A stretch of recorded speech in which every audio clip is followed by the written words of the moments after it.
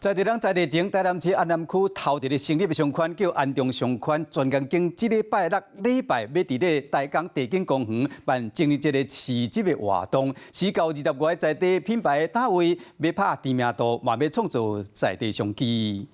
安南区长魏文贵甲安中商圈第一任理事长林淑萍做伙招在地品牌假实礼品，做伙宣传伫咧这拜六礼拜的情人节活动。情人节市集，我们现场有乐团的情歌表演，然后现场你来我们的。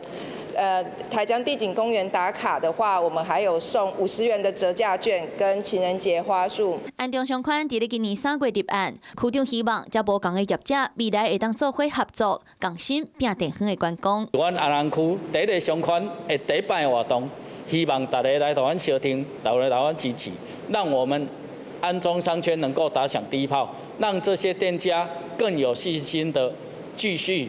来跟商圈合作。除了有丰富的市集通识活动，还会分7色的花，还有优待通个体，邀请民众做伙来吃美食、看表演，感受浪漫的气氛。Hello， 我是张新文。想要抢先掌握最及时的新闻资讯吗？赶快订阅、按赞、开启小铃铛，锁定华视新闻 YouTube 频道。